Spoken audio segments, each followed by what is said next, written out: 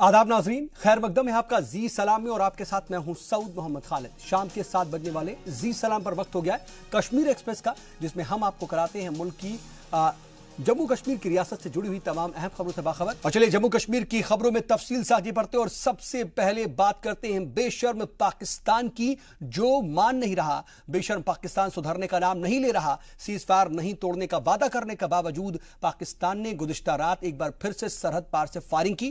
जम्मू कश्मीर में पाकिस्तान की गोलीबारी में बीएसएफ के एक ऑफिसर समेत 4 जवान शहीद हो गए और 3 जवान जख्मी हुए हैं। इनकी हालत नाजुक बताई जा रही है।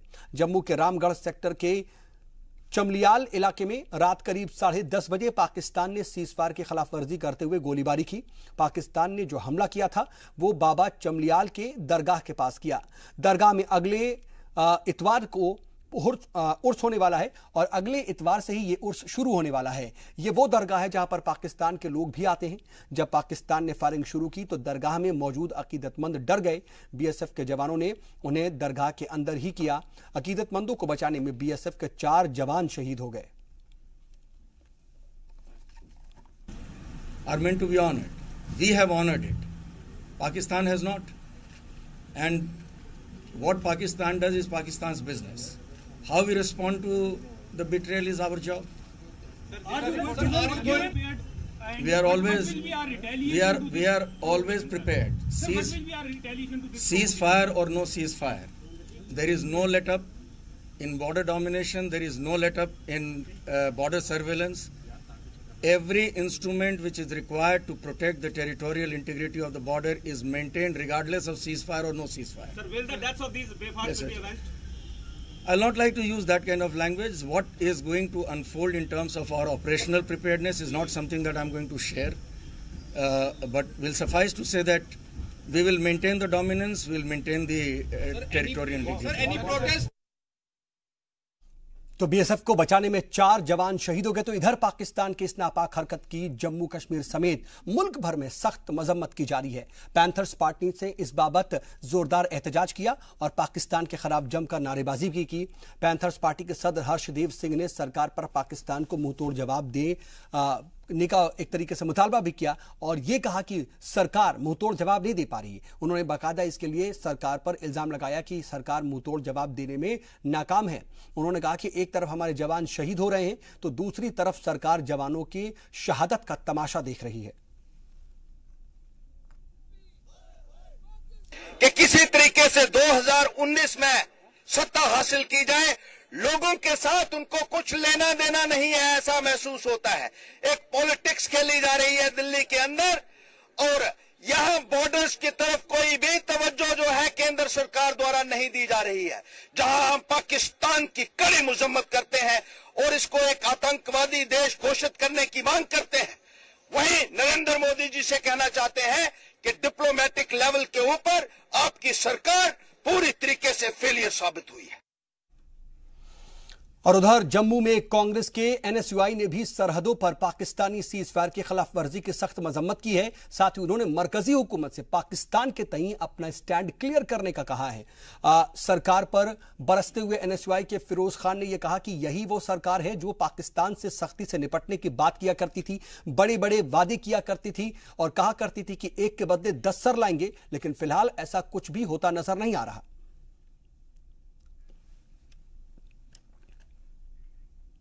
उधर बीजेपी के रियासती सदर और fire brand leader Ravindra Raina ने पाकिस्तानी सीज फायर की खिलाफ वर्जी की सख्त अल्फाज में मजम्मत की है। उन्होंने यह कहा कि पाकिस्तान की इस बुज़दिली का बदला जरूर लिया जाएगा। पाकिस्तान ने एक बार फिर गद्दारी की है। जम्मू के सांबा सेक्टर में रात के अंधेरे में गिदड़ों की तरह छिपकर पाकिस्तान ने पीठ पर वार किया है। हम पाकिस्तान के सीने में ठोकेंगे, पाकिस्तान को लहूलुहान करेंगे। पाकिस्तान की पीढ़ियां भी याद रखेंगी कि किससे टक्कर ली है। पाकिस्तान के ऊपर कोई विश्वास नहीं किया जा सकता। पाकिस्तान दुश्मन है और पाकिस्तान को हम दुश्मन की तरह जवाब देंगे। इधर रियासत के नायब वजीर आला कविंदर गुप्ता ने पाकिस्तान की तरफ से की गई सीज फायर की खिलाफ वर्जी के बाद जवानों की शहादत पर अफसोस का इजहार किया। उन्होंने कहा कि पाकिस्तान सीधी लड़ाई में कभी जीत नहीं सकता, इसीलिए वो इस तरह की बुज़दिलाना हरकतों को अंजाम देता है।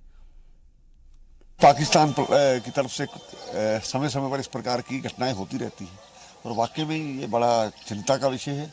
और लेकिन हमारे जो सेना के जवान हैं वो उसका मुंह तोड़ जवाब देते हैं। हमारे सैनिकों को खुला हाथ दिया गया है कि जब भी पाकिस्तान 3 जो हमारी जंग हुई उसमें तो जीत नहीं सका, लेकिन छद्म युद्ध छेड़ करके ये जो कोल्ड वार है ये करता है। जब भी इस प्रकार की कोई घटना होगी तो उनको मुंह तोड़ जवाब दिया जाएगा।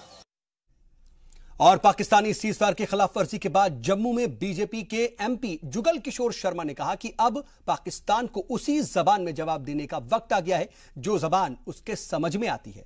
उनसे खास बातचीत की है जी मीडिया नुमाइंदे राजन वैद ने। जुगल किशोर हमारे साथ मौजूद हैं। सर, किस तरह से इसको देखते हैं? एक दफ़ा फिर से सेक्टर कमांडर लेवल मीटिंग जब हुई उसके बाद इस तरह की कार्रवाई की जाती है तो कहां तक भरोसा किया जा सकता है पाकिस्तान का?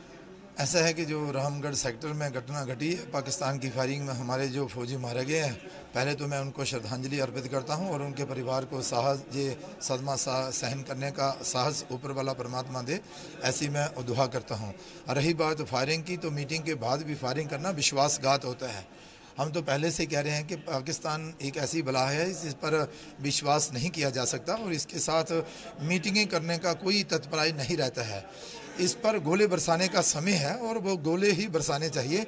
जब जब पाकिस्तान पर भारी गोलाबारी हुई है और पाकिस्तान का नुकसान हुआ है, तब तक ही पाकिस्तान ने जो है वो शांति की अपील जो है वो की है।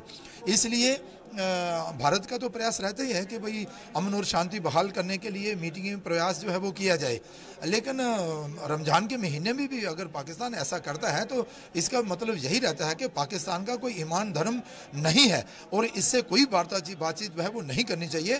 तब तक आपने कहा बातचीत नहीं करनी चाहिए। हमेशा जब अभी राजनाथ सिंह जी आए उन्होंने भी कहा कि माहौल पैदा नहीं हुआ बातचीत का, लेकिन फिर भी वज़ीर आला महबूबा मुफ्ती ये बोलती हैं बातचीत ही एक रास्ता बचा है। ऐसे में कहाँ बातचीत का रास्ता बचता है जब हमारे जो जवान हैं उनकी शहादत होती है? इसमें कोई दो राय नहीं है कि बातचीत ही एक ऐसा रास्ता है जिसके साथ अमन और शांति बहाल हो सकती है, ये तो हम मानते हैं। लेकिन बातचीत करने का माहौल तो बनाया जाए। एक तरफ से फायरिंग पाकिस्तान करेगा, हमारे फौजियों को शहादत जहां पर देनी पड़ रही है, और दूसरी तरफ हम बातचीत का न्योता लेकर उसके पास जाएं, ऐसा नहीं है। पाकिस्तान एक ऐसी टेढ़ी खीर है जो कि जब तक ये मजबूर इसको नहीं किया जाएगा, जो बातचीत के लिए तैयार नहीं होगा, उसके लिए आपको यहाँ से गोलियों की जगह गोले बरसाने होंगे ताकि पाकिस्तान जो है वो हाथ करने के बाद कहे कि नहीं मैं बातचीत करने के लिए तैयार हूँ।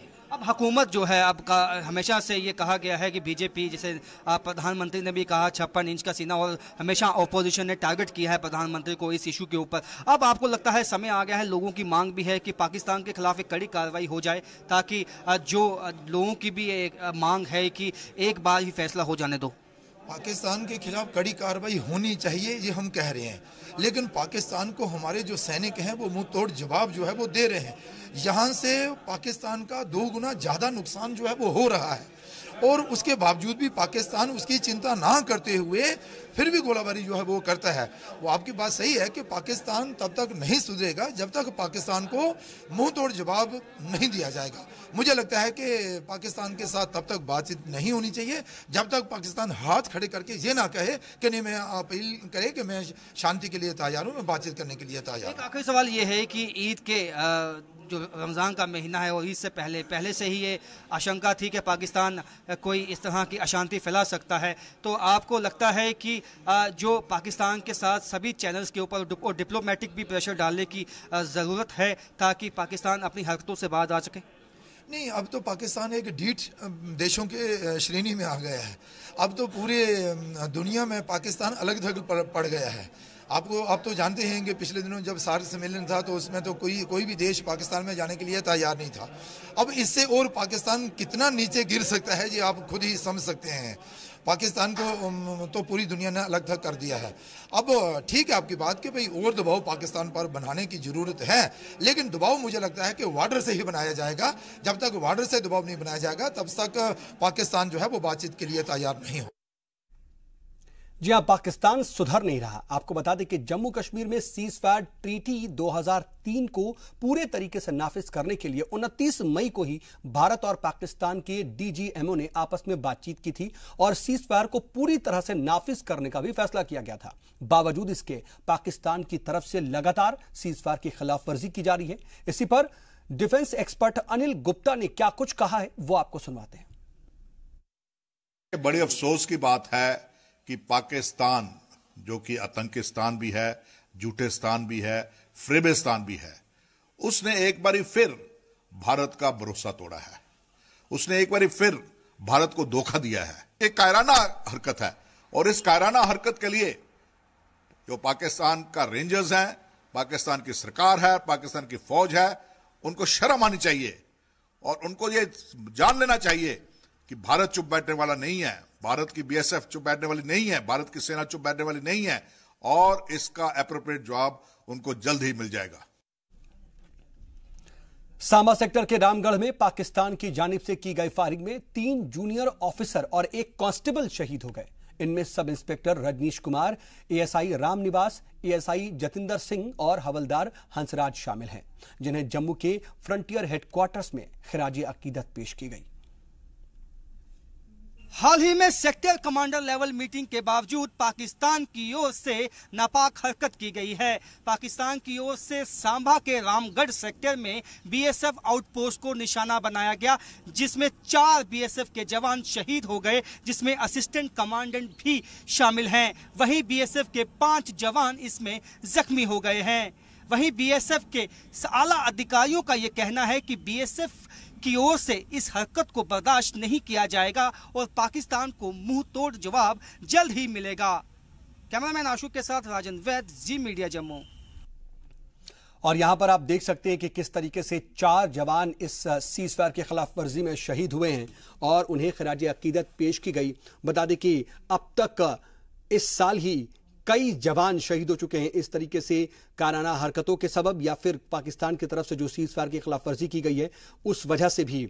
लगातार इसको लेकर के रियासती और मरकजी हुकूमत पर भी सवाल उठ रहे हैं, क्योंकि मरकजी हुकूमत लगातार ये दावा करती रही है कि पाकिस्तान से और दहशतगर्दों से सख्ती से निपटा जाएगा और यूनिलैटरल सीज फायर की भी एक तरीके से तजवीज़ पेश की गई थी वज़ीर आला महबूबा मुफ्ती की जानिब से, उसको भी बाकायदा अमल में लाया गया, लेकिन बावजूद इसके रमजान में उल्टे ये जो मामला थे वो बढ़ गए। और हमारे साथ डिफेंस एक्सपर्ट एसपी सिन्हा साहब फोन लाइन के जरिए जुड़ चुके हैं। एसपी सिन्हा साहब, बहुत इस्तकबाल सर आपका जी सलाम पर। सर, ये जो लगातार हो रहा है, हम सिर्फ अगर रमजान की बात करें तो रमजान में हमने तो अमन की बात की, लेकिन पाकिस्तान अमन की बात भी नहीं समझता और अपनी बात से भी मुकर रहा है। किस तरह से देखते हैं इसको आप? पाकिस्तान के लोग सही माने में मुसलमान है ही नहीं, ये वहाबी सोच के लोग हैं, ये वहाबी इस्लाम को फॉलो करते हैं। जो प्रॉफिट ने इस्लाम की रचना की थी उसके ये फॉलोअर नहीं है, पहली बात। दूसरी बात जो मैं कहना चाहता हूं कि इंडियन आर्मी के ऑपरेशन ऑल आउट के सफलता के कारण पाकिस्तान को जिस तरह से अंतर्राष्ट्रीय स्तर पर पूरा उथल पुथल हिंदुस्तान ने कर दिया, उसके कारण हाफिज सईद के बौखलाहट के कारण पाकिस्तान की आर्थिक जो स्थिति है वो इतनी गड़बड़ा गई है, उसके कारण पाकिस्तान एकदम घबराया हुआ है, एकदम नाराज है और इसीलिए जो आप एलओसी के जितने वारदात देख रहे हैं ये उसी रंजिश का प्रतीक है। मैं कहना चाहता हूं कि सरकार को चाहिए कि अब पाकिस्तान को एक ऐसा सबक सिखाए और आतंकवाद का जो कीमत है वो पाकिस्तान को इतना महंगा पड़े कि वो घुटने टेके और दया की भीख मांगे। और कुछ कुछ चीजें जो करने की जरूरत है वो ये है कि पाकिस्तान का मोस्ट फेवर्ड नेशन स्टेटस खत्म करो। पाकिस्तान के साथ वाघा बॉर्डर पे जितने और भी बॉर्डर पे जितने ट्रेड और कॉमर्स के जरूर ये तो है सर, कुछ इकदाम तो उठाने पड़ेंगे, कुछ कदम उठाने पड़ेंगे सख्त, लेकिन सर हमारी तरफ से भी तो जवाबी कार्रवाई होती है। जब हमारी तरफ से जवाबी कार्रवाई होती है तो वहां पे जो सरहदी इलाकों में लोग रहते हैं वो भी तो परेशान होते होंगे। ये बात वो क्यों नहीं समझता, पाकिस्तान की समझ में क्यों नहीं आती? नहीं आती है समाज। एक और मैं सुझाव देना चाहता हूँ इंडियन आर्मी को कि पाकिस्तान के जितने अफसर जो रिटायर्ड हैं और जवान और सैनिक जो रिटायर्ड हैं, जो एलओसी के बगल में रहते हैं, ड्रोन के माध्यम से उनका पूरा घर ध्वस्त कर दिया जाए, उनको मार दिया जाए। जब पाकिस्तान को एक ही चीज पीड़ा देता है, जब उसके फौज के लोग परेशान होते हैं, चाहे वो रिटायर्ड हो चाहे सर्विस में हो, तब पाकिस्तान को पीड़ा महसूस होता है। पाकिस्तान के फौज में जो भी फौज में रहा है, आज मुशर्रफ का उदाहरण देख लीजिए, उसने देशद्रोह किया लेकिन उसको कुछ नहीं होता है। नवाज शरीफ को एक बहाना बना के फेंक दिया जाता है। तो पाकिस्तान को जो कीमत है आतंकवाद का, उसको महंगा करना पड़ेगा, तभी पाकिस्तान के होश ठिकाने आएंगे। और ड्रोन सर, लेकिन आप देखिए इन सब के बीच सर जो स्टेट गवर्नमेंट है या फिर सेंट्रल गवर्नमेंट, उन पर भी सवाल उठते हैं, क्योंकि स्टेट गवर्नमेंट कहती है कि यूनिलैटरल सीज फायर किया जाए, लेकिन दहशतगर्दाना हमले उल्टे बढ़ जाते हैं। वहीं मरकजी हुकूमत तो ये कहती थी कि एक के बदले 10 सिर लाएंगे। आप इसी साल में देखें तो कम से कम 60 से ऊपर जवान शहीद हो चुके हैं। तो आखिर क्या वजह है कि हम सिर्फ सख्त अल्फाज में मजम्मत करते हैं, कड़ी निंदा करते हैं, निंदा के आगे कुछ नहीं बढ़ पाता? नहीं, देखिए, ऑपरेशन, आपको पता नहीं है कि ऑपरेशन ऑल आउट की सफलता कितनी रही है सर, लेकिन उसका रिएक्शन भी तो आ रहा है, रिएक्शन बहुत ज्यादा हो रहा है, कीमत बहुत ज्यादा चुकानी पड़ रही है। रिएक्शन तो आता ही रहेगा। हिंदुस्तान के अंदर देशद्रोही बैठे हुए हैं सर, लेकिन तो इस तरह के ऑपरेशंस में तो सर कम से कम ये कोशिश होनी चाहिए ना कि हम अपने जवानों को, अपने बच्चों को, अपने जिगर के टुकड़ों को बचा पाएं। लेकिन वो अगर लगातार शहीद हो रहे हैं तो ये भी कीमत भी तो ठीक नहीं है। ये यहाँ के देशद्रोही पाकिस्तान के साथ मिलकर ये आतंकवाद की घटनाओं को बढ़ा रहे हैं ताकि मौजूदा सेकेंडरी सरकार को की छवि डाउन की जाए। सवाल ये पैदा होता है। तो सर क्या ये गवर्नमेंट नहीं समझ पा रही है? गवर्नमेंट अगर समझ रही है तो उसको क्या करना चाहिए? गवर्नमेंट तो आप देखिए, पहले तो ऑपरेशनल फ्रीडम नहीं था फौज को। ऑपरेशन ऑल आउट की जो सफलता है वो किसके वजह से हुई है? केंद्रीय सरकार ने पूरा खुला हाथ दिया है फौज को, इसी से सफलता मिल रही है। ये आपको समझने की जरूरत है। देखिए, जब तक बॉर्डर को पूरी तरह से सील नहीं किया जाएगा, जब तक से ठीक है, नहीं सर, समझ में तो सब आता है, लेकिन बहुत अफसोस होता है जब अपने जवान लगातार मरते हैं और एक के बदले 10 सिर नहीं आता है। लेकिन सर मैं एक बात समझना चाह रहा था आपसे कि क्या कोई एक माकूल जवाब नहीं हो सकता? अगर एक कदम उठाना चाहे तो क्या ऐसा कदम हो सकता है कि पाकिस्तान को इन नापाक हरकतों से रोका जाए और कम से कम हमें कम से कम नुकसान हो? ड्रोन इस्तेमाल कीजिए, पाकिस्तान के मिलिट्री अफसोस का घर, उनके जवानों का घर जो रिटायर्ड है, जो एलओसी के बगल में उनके गांव में रहते हैं, खत्म कर दो, बर्बाद कर दो। तो सर ये थोड़ा ये जो आप तजवीज दे रहे हैं या फिर आप जो एक तरह से प्रपोजल दे रहे हैं, क्या ये इतना मुश्किल है कि इसको उठाया नहीं गया कदम, या फिर ये थोड़ा पेचीदा है? क्या कोई पेचीदा नहीं है। देखिए, हो सकता है कि इशू उठाए कि आप इंटरनेशनल बॉर्डर का उल्लंघन कर रहे हैं, लेकिन हमें राइट ऑफ परसू है। यदि आप आतंकवाद करेंगे तो यूनाइटेड नेशंस के द्वारा हमारे पास राइट ऑफ परसू है। राइट ऑफ परसू के तहत हम आतंकवादियों को पीछा करके जहां भी छुपे हैं बर्बाद कर सकते हैं, तो कोई प्रॉब्लम नहीं है, ये रास्ता लिया जा सकता है। जी सर, बहुत आपने एक माकूल बात कही है, लेकिन सर ये एक छोटी सी बात जो है वो समझ क्यों नहीं आती, और ये छोटी सी बात इतनी मुश्किल और बड़ी क्यों हो जा रही है? हो जाती है क्योंकि देखिए, इस चक्कर इस देश में ऐसा है कि केंद्रीय सरकार कुछ अच्छा भी काम करना चाहती है तो हर एक चीज में, जब सर्जिकल स्ट्राइक पर लोग प्रश्न उठाते हैं, जब यहाँ के लोग पाकिस्तान जाते हैं बोलते हैं मोदी को हटाओ, तो ये राज तो कब तक चलेगा भाई साहब इस देश में? यही तो इस देश का दुर्भाग्य है कि लोग यहाँ रहते हैं, खाते हैं यहाँ का और काम करते हैं पाकिस्तान के लिए। यही तो दुख की बात है। सर ये जो सियासत होती है, क्योंकि यहाँ पर एक तरफ हमारे जवान शहीद होते हैं, दूसरी तरफ हम देखते हैं कि इसी को लेकर के लोग अपनी सियासी रोटियां सेकते हैं। जब तक क्या ये सियासत होती रहेगी तब तक इसका हल नहीं है? एकदम, जब तक सियासत होती रहेगी तब तक कोई हल नहीं है। जब वोट बैंक की राजनीति, जब सत्ता का मोह, कुर्सी का मोह, पैसा का मोह इनको खींचता रहेगा, जब तक ये राष्ट्रीय हित में नहीं सोचेंगे तब तक ये जवान इस तरह से मरते रहेंगे। बेशक सर, लेकिन मौजूदा हुकूमत जो कदम उठा रही है, जैसा कि आपने ऑपरेशन ऑल आउट का भी जिक्र किया था, क्या आप उसे ठीक समझते हैं? क्या लग रहा है कि वो बेहतर कदम है और दहशतगर्दी के साथ साथ पाकिस्तान को भी सबक सिखाने वाला कदम है ये? एकदम। देखिए, आज से 8-10 साल पहले जो आतंकवादियों की संख्या थी जम्मू और कश्मीर, वो करीब 10-11 हजार थी, आज 200 से नीचे घट के आ गई है। लेकिन एक चीज और मैं कहना चाहता हूँ, ये जो आतंकवादी हम मारते हैं तो बहुत अच्छी बात है कि वो मर रहे हैं, बुरहान वानी हो वगैरह वगैरह, जो भी भट्ट हो, ये तो बहुत अच्छी बात है। लेकिन ये छोटे खिलाड़ी हैं, जो बड़े फिश हैं, बड़े खिलाड़ी हैं जम्मू और कश्मीर में, गिलानी एंड कंपनी, जो जम्मू और कश्मीर में रह के राजद्रोह करते हैं, जो टेरर फंडिंग लेते हैं, इनको ठिकाने लगाने की जरूरत है, इनको सीन से हटाने की जरूरत है। वो बहुत अहम मुद्दा है। बेशक सर आप हमारे साथ जुड़े और वक्त निकाला हमारे लिए, इसके लिए आपका बहुत बहुत शुक्रिया। देखना होगा कि इस तरीके की सीजफायर की खिलाफ वर्जी को कब रोका जा सकता है और क्या जो कदम उठाने की जरूरत बता रहे हैं एसपी सिन्हा साहब जो हमारे साथ डिफेंस एक्सपर्ट जुड़े थे, क्या ये कदम आने वाले वक्त में उठाया जा सकता है। चलिए वक्त एक छोटे से ब्रेक का चला है, जल्द होते हैं यहां से कुछ और अहम खबरों के साथ।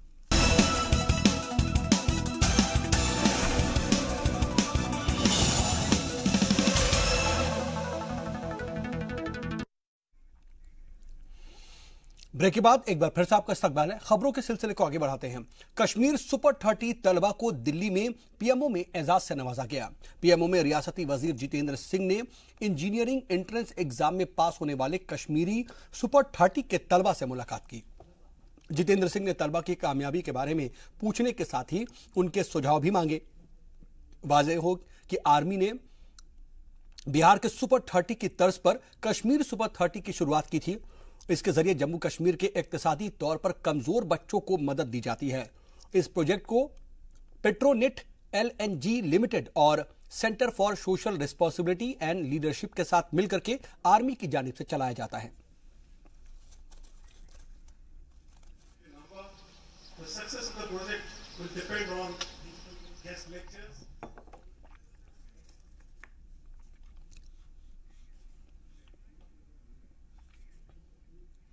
और श्रीनगर में वजीर आला महबूबा मुफ्ती ने टाटा ग्रुप के आला ओहदेदारान से मुलाकात की। मुलाकात का मकसद रियासत के नौजवानों के लिए रोजगार के मौके पैदा करना था। बातचीत के दौरान टाटा ग्रुप के ओहदेदारान ने वजीर आला को तिजारत के मौके पैदा करने से लेकर के नौजवानों को रोजगार देने तक के मंसूबों पर बातचीत की।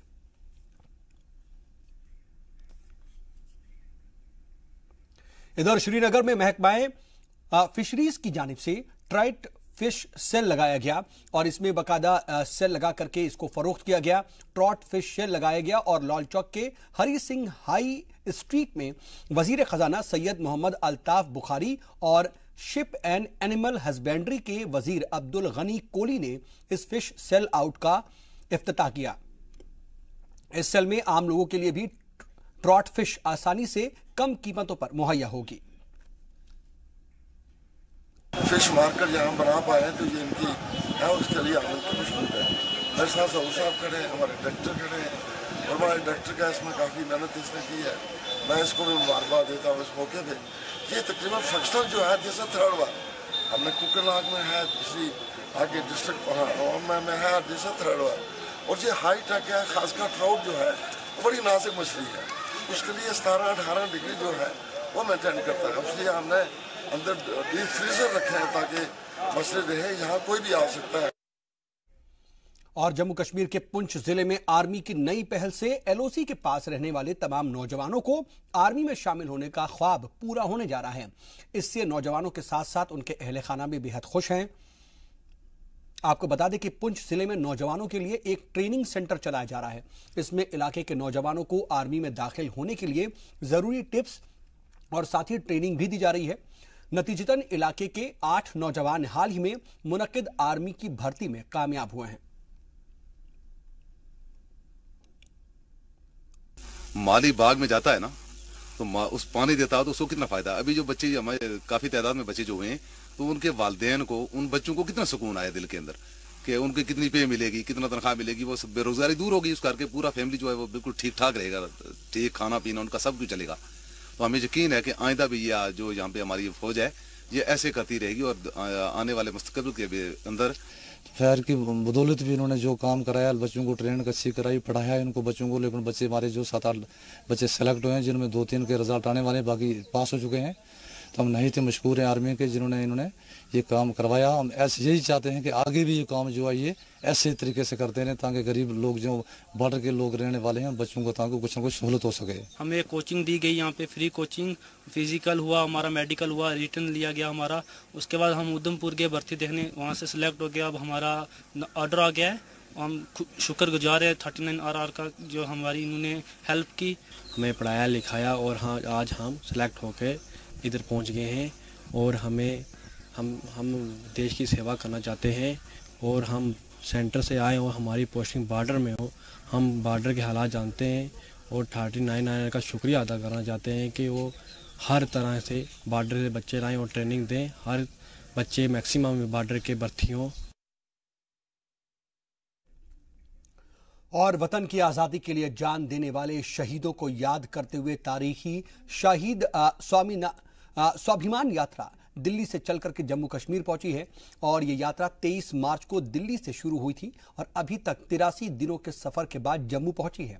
यात्रा 90 दिनों के बाद 25,000 किलोमीटर का सफर तय कर इख्तिताम पजीर होगी।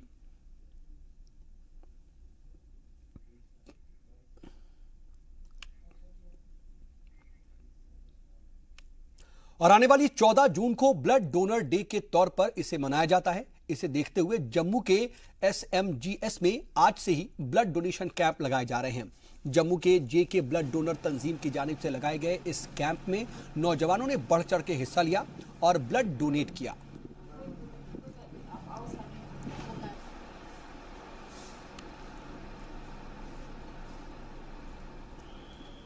अतराल में इन दिनों इंतजामिया ने प्लास्टिक के इस्तेमाल की खबर पर चेकिंग मुहिम छेड़ी हुई है और इस सिलसिले में जिला इंतजामिया की अलग अलग टीमें मार्केट के कई इलाकों में प्लास्टिक के पैकेट्स या थैलियों की जांच करती नजर आईं। वाज़ेह हो कि बढ़ते आलूदगी की वजह से सरकार ने वादी में प्लास्टिक के इस्तेमाल पर पाबंदी लगा रखी है।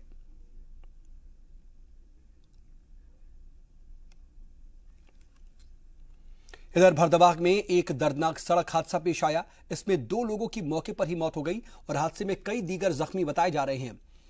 इनकी हालत नाजुक बताई जा रही है। चश्मदीदों की माने तो एक वैन जिसमें तकरीबन दर्जन भर लोग सवार थे, बैलेंस खोकर 200 फीट नीचे खाई में जा गिरी। हादसे में मुकेश कुमार नाम के शख्स और उसकी मां की मौके पर ही हो गई और दीगर 7 जख्मी हो गए। खनी टाप पे नज़दीक कोई एक्सीडेंट हुआ है गाड़ी का। फिर डिटेल्स फर्दर असर्टन की तो पता चला कि किसी एक वैन का एक्सीडेंट हुआ है। और इस रिपोर्ट के बाद हमारी पुलिस पार्टी मोबिलाइज हुई और साथ में BMO भद्रवा ने अपनी टीम्स को एक्टिवेट किया और 2 एम्बुलेंसेज जो है मौके के लिए रवाना कर दी। DC और SSP साहब की डायरेक्शंस पर हमने मजीद पुलिस टीम्स यहाँ से रेस्क्यू के लिए लॉन्च की। उसमें SDPO भद्रवा तौसीफ रिशु साहब ने इसको कोऑर्डिनेट किया और वहाँ पर काफ़ी कम से कम 600-700 मीटर जो है गहरा खाई है, वहाँ पर उसका एक्सीडेंट हुआ था। वहाँ पर वैन गई हुई थी तो वहाँ पर पहुँचते ही रेस्क्यू ऑपरेशन लॉन्च हुआ। थनाला के गांव थनाला के नज़र ये स्पॉट पड़ता है और वहाँ पे थनाला के लोगों ने बढ़ चढ़ कर इस रेस्क्यू ऑपरेशन में हिस्सा लिया और तकरीबन 1 घंटे के अरसे में इसको हमने सारी कैजुअलिटीज को ऊपर रोड पर पहुंचाया। और हमारे साथ हमारे भदरवा से नुमाइंदे राजा रहबर जमाल फोन लाइन के जरिए जुड़ चुके हैं। राजा, क्या जानकारी मिल पा रही है? आखिर बैलेंस कैसे खो के ये गाड़ी जो है ये वैन गिर गई? ये अगर बात की जाए इस एक्सीडेंट की तो ये भदरवा चंबा रोड पर 24 किलोमीटर की दूरी पर हुआ है, जहाँ बिल्कुल रोड जो है खुला है। अगर देखा जाए तो वहाँ कोई नैरो नहीं है, कोई भी कम रोड नहीं है, साफ रोड है, बहुत बड़ा रोड है वहाँ। लेकिन क्या हुआ है अभी तक जो है पुलिस ही इसमें समर्थ है कि उसमें क्या वजह रही कि गाड़ी जो है सीधा 200 फीट नीचे गहरी खाई में जा गिरी, जिसमें 2 लोगों की जो है मौत और 7 दूसरे जो है वो घायल हो गए। तो इसमें जो है अभी 3 जो क्रिटिकली इंजर्ड थे उनको आर्मी चॉपर्स के जरिए गवर्नमेंट मेडिकल कॉलेज और हॉस्पिटल जम्मू के लिए जो है रेफर कर दिया गया है। अभी जो है उनको यहाँ से रेफर कर दिया गया है क्योंकि उनकी कंडीशन जो है डेंजर में कही जा रही है। और फिलहाल जो जख्मी हैं उनकी हालत क्या बताई जा रही है? 7 लोग जख्मी बताए जा रहे हैं, क्या सबकी हालत ठीक है? जी, जो 7 लोग जख्मी थे उनमें से 3 की जो हालत है वो गंभीर थी, जिनको जो है अभी गवर्नमेंट मेडिकल कॉलेज के लिए जो है वो रेफर कर दिया गया है आर्मी चॉपर्स के थ्रू। जो बाकी 4 हैं उनकी हालत जो है वो स्टेबल कही जा रही है और उन्हें सब डिस्ट्रिक्ट हॉस्पिटल भदरवा में जो है जेर इलाज रखा गया है।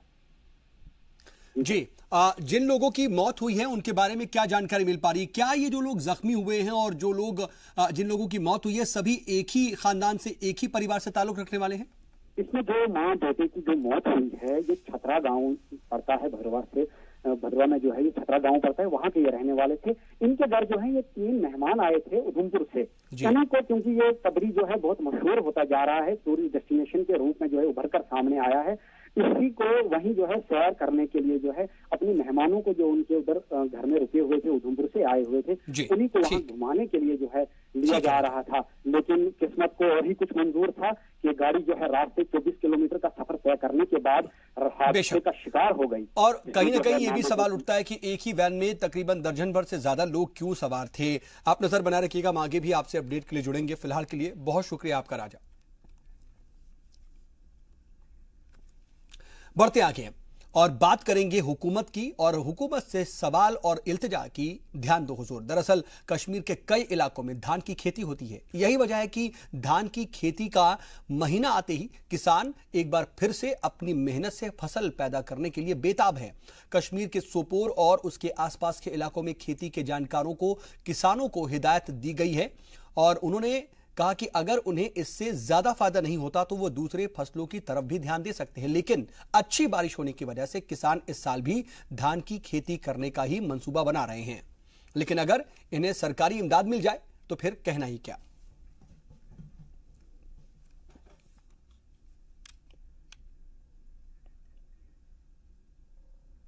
और गांदरबल में धान की खेती करने वाले किसान परेशान नजर आ रहे हैं। उनका कहना है कि सरकार ने साल 2020 तक उनकी आमदनी को दोगुना करने का वादा किया है, लेकिन अभी तक तो ऐसा होता नजर नहीं आ रहा। किसानों की माने तो फसल को बोने को लेकर के तैयार करने में ही लागत इतनी बढ़ जाती है कि फायदा तो दूर, कभी कभी उन्हें नुकसान उठाना पड़ रहा है। किसानों ने यह भी कहा कि पैदावार बढ़ाने को लेकर के की जा रही तमाम कोशिशें भी नाकाम हो रही हैं और उन तक पहुंच नहीं पा रही। किसानों की माने तो धान की जितनी पैदावार दहाइयों पहले होती थी आज भी उतनी ही है, इसमें कोई इजाफा देखने को नहीं मिल रहा। ऐसे में दोगुनी आमदनी की बात किसी मजाक से कम नहीं लगती। लोगों ने बोला था कि इस साल पानी कम है, लेकिन खुदा की फजल से खुदा ने क्या पता कौन सा कश्मा किया है तो पानी खुद ब खुद आ गया है। दूसरी बात यह है कि हम मतलब ज़मीन में खुद मतलब ज़मींदारी करता हूँ, मैंने TDC प्लस पास किया भी है और हम मतलब ज़मींदारी करते हैं। इसमें हमें कुछ मुनाफा ऐसा नहीं मिलता है, सिर्फ पैसा खर्च हो जाता है।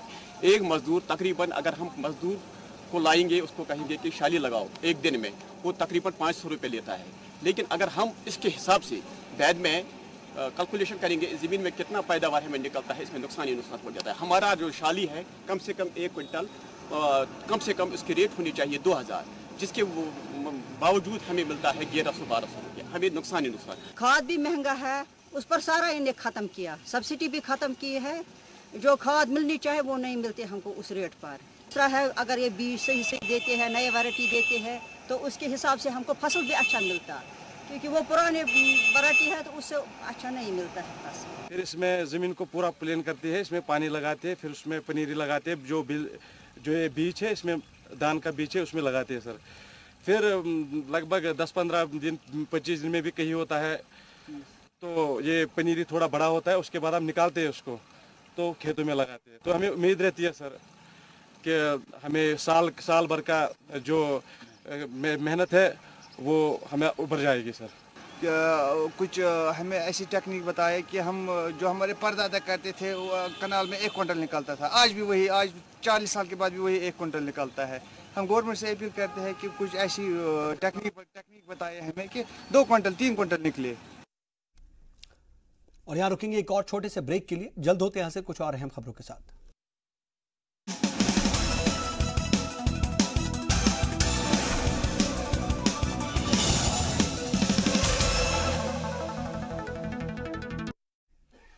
ब्रेक के बाद एक बार फिर से आपका इस्तकबाल है। खबरों के सिलसिले को आगे बढ़ाते हैं। खबर गांदरबल से है, जहां पर जम्मू कश्मीर रहबरी तालीम टीचर्स फोरम ने सरकार के खिलाफ एहतजाज किया।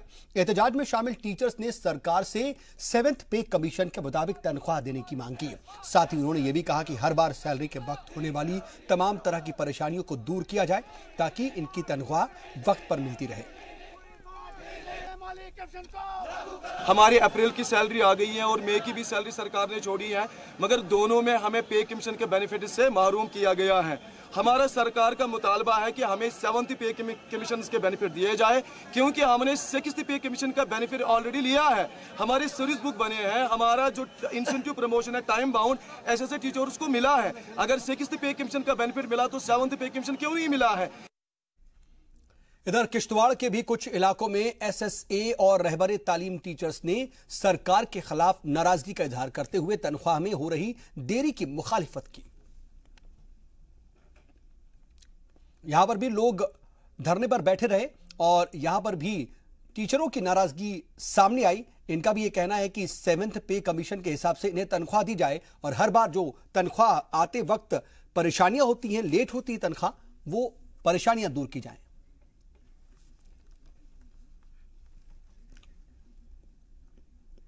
वहीं डोडा में भी जम्मू कश्मीर रहबरे तालीम टीचर्स फोरम ने सरकार के खिलाफ एहतजाज किया। एहतजाज में शामिल टीचर्स ने सरकार से 7th पे कमीशन के मुताबिक तनख्वाह देने का मुतालबा किया। टीचर्स ने सरकार पर मुतालबात को पूरा न कर पाने का भी इल्जाम लगाया। उन्होंने एहतजाज के दौरान जमकर नारेबाजी भी की। असातिज़ा ने काली और सफेद रिबन बांध करके सरकार के खिलाफ अपनी नाराजगी जाहिर की।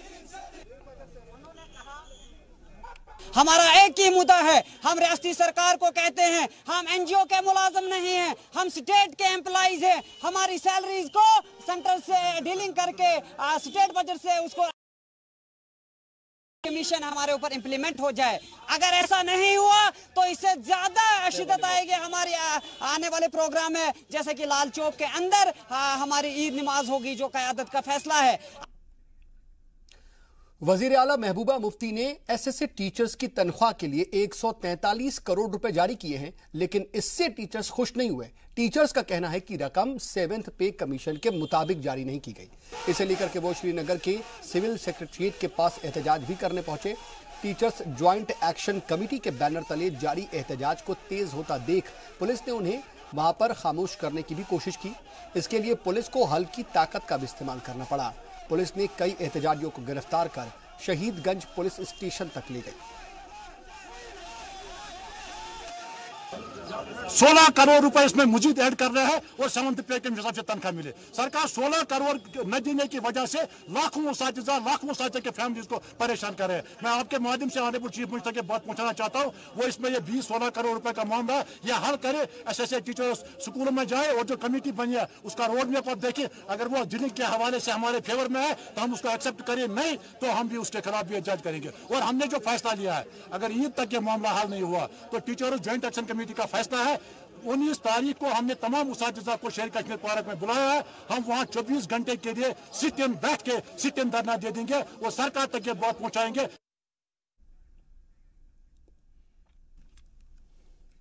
और जम्मू कश्मीर सरकार के खिलाफ अपनी मुतालबात को लेकर के रहबरे तालीम टीचर्स काफी वक्त से एहतजाज कर रहे हैं। इसके बाद वजीर आला ने 143 करोड़ की रकम जारी तो की ताकि उनकी बकाया सैलरी अदा की जाए, लेकिन असातिज़ा इससे नाखुश हैं और रियासत भर में एहतजाज कर रहे हैं। असातिज़ा दरअसल 7th पे कमीशन के तहत अपनी तनख्वाह का मुतालबा कर रहे हैं। इसी सिलसिले में RET शिक्षक मंच के बैनर तले पुंछ में रैली निकाली गई और जम्मू पुंछ हाईवे को भी 2 घंटे तक बंद रखा गया। उन्होंने मुतालबात पूरे होने तक एहतजाज जारी रखने का भी इंतबाह दिया है। हम ये स्टेट सरकार से पूछना चाहेंगे, हम महबूबा मुफ्ती साहब से गुजारिश करेंगे कि अगर ईद से पहले हमारा मसला ये हल नहीं हुआ तो ईद के दिन हमारे डिस्ट्रिक्ट पुंछ से हजारों की तादाद में टीचर्स प्रताप पार्क श्रीनगर में जो है वो प्रोटेस्ट करने जा रहे हैं। अगर तब तक भी हमारा मसला नहीं हल हुआ तो उसके बाद हम मुफ्ती साहब की कब्र पे जाकर जो है वहां पर प्रोटेस्ट करेंगे। हमारा इससे भी और सख्त ले जाओगा। हमने अपनी स्ट्राइक को बोल, जब तक कि हमारी डिमांड पूरी नहीं की जाएगी हम तब तक स्ट्राइक करते रहेंगे, हम तब तक रोडों पे रहेंगे, हम तब तक स्कूल को लॉकआउट रखेंगे। और श्रीनगर में महकमा PHE के लिए काम करने वाले कैजुअल और डेली वेजर लेबर्स ने सरकार के खिलाफ एहतजाज किया। एहतजाज कर रहे मुलाजमीन की माने तो 18 महीनों से इन्हें तनख्वाह नहीं मिली है। ईद आने को है और घर का खर्च चलाना भी इन्हें मुश्किल हो रहा है। इनको हमने 17-18 जो बजट था उसमें भी हमने इनको दे दिया है, लेकिन चीफ साहब बोलता है नहीं आजकल करा, 2 दिन के बाद आना, 4 दिन के बाद आना। हमारे जो फैमिली है वो फाका कशी का शिकार हो रही है। हमारे भाई स्कूलों से निकाले गए हैं, इसलिए हम गवर्नमेंट से गुजारिश करते हैं कि हमें फौरी तौर पे ये हमारी फंड्स वागुजार की जाए। और जम्मू कश्मीर के नौजवानों के बेहतर मुस्तकबिल के लिए जम्मू के IPS ऑफिसर ने लॉन्च किया है ऑपरेशन ड्रीम। क्या है ऑपरेशन ड्रीम और कौन है ये ऑफिसर और क्यों कह रहे हैं हम इनके हौसले को सलाम, देखिए इस रिपोर्ट में।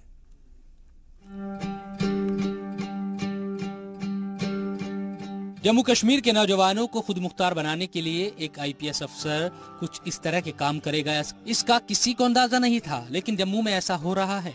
जम्मू में अपने बिजी शेड्यूल से वक्त निकालकर एक नौजवान IPS ऑफिसर पढ़ाई में तलबा की मदद करके उनके ख्वाबों को पूरा करने की कोशिश कर रहा है। यह कदम उन सैकड़ों तलबा के चेहरों पर मुस्कान बिखेर रहा है जिनके पास पढ़ने के लिए जज्बा तो है, लेकिन देने के लिए महंगे कोचिंग इंस्टीट्यूट की फीस नहीं। हम बात कर रहे हैं जम्मू के superintendent of police Sandeep Chaudhary की। IPS संदीप चौधरी 2012 बेंच के ऑफिसर है।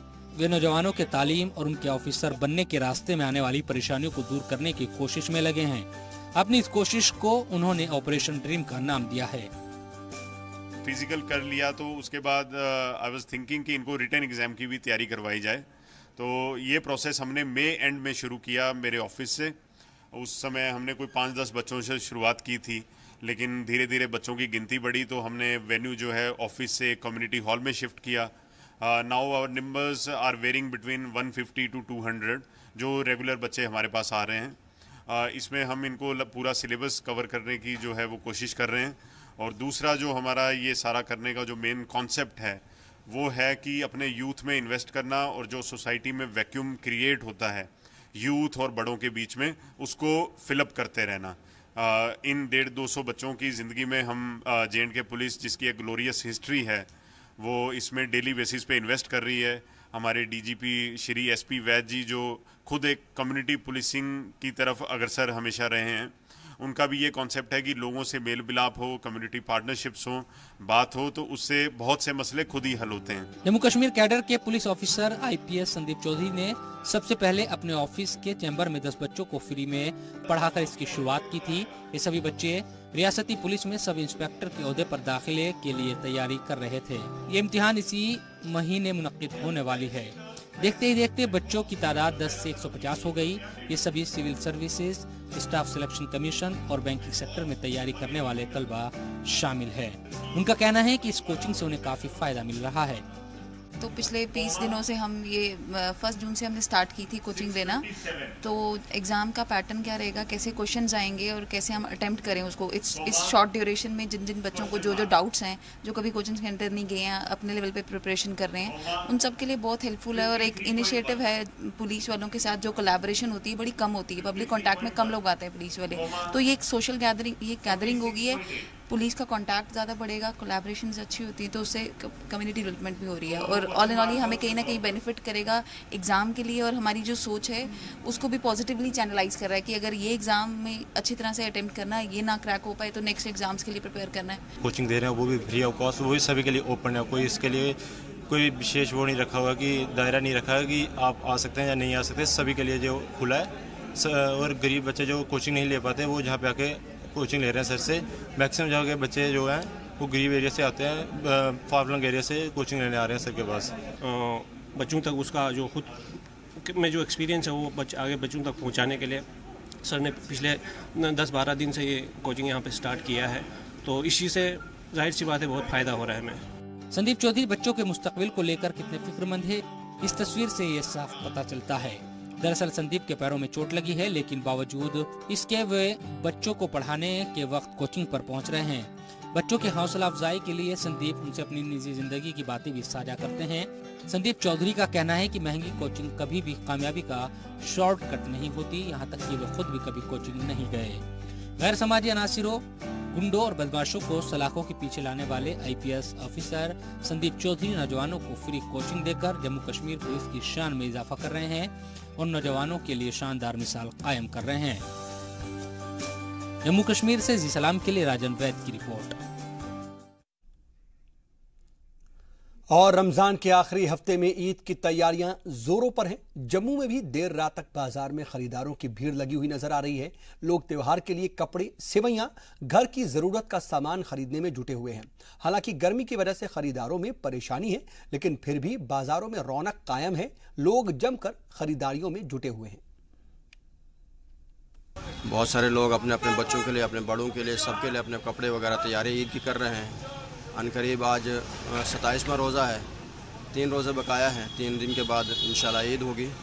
तो हम पूरे जम्मू कश्मीर के लोगों को, चाहे वो हिंदू भाई हैं, चाहे सिख भाई हों, चाहे अपने मुसलमान भाई हों, सबको ईद की एडवांस मुबारकबाद देते हैं। हिंदुओं के लिए, मुसलमानों के लिए, जितने भी यहाँ रहते हैं वो खुश रहें सारे और खुशहाली से मनाएं और सबके साथ मिल के रहें। पहले तो काफ़ी मंदा चला, लेकिन अब ईद की वजह से थोड़ा कामकाज ठीक है, शॉपिंग हो रही है, खुशी का त्यौहार है, मिलजुल के लोग मनाने की कोशिश कर रहे हैं कि अमन चैन। इधर तनमर्ग में एक शानदार नात मुकाबले का एहतमाम किया गया और इस दौरान जिला इंतजामिया के ऑफिसर्स के साथ साथ गुलमर्ग के एमएलए मोहम्मद अब्बास वानी ने भी यहां पर शिरकत की। नात मुकाबले में जिले भर के तलबा ने शिरकत की। नात कंपटीशन में अच्छी कारकर्दगी दिखाने वाले 5 बेहतरीन तलबा को इनामात से भी नवाजा गया।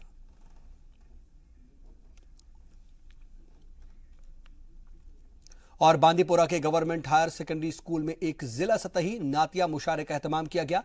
रमजान के मुबारक महीने के आखिरी हफ्ते में JKAACL की जानिब से मुनक्किद मुशायरे में मारूफ शायर प्रोफेसर इस्माइल आसना के साथ साथ वादी के कई जाने माने शायरों ने शिरकत की। इस दौरान काफी तादाद में लोगों की मौजूदगी रही।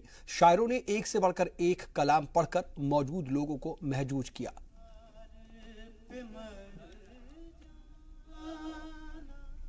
और इसी के साथ कश्मीर एक्सप्रेस में आज के लिए बस इतना ही। बने रहिए जी सलाम के साथ।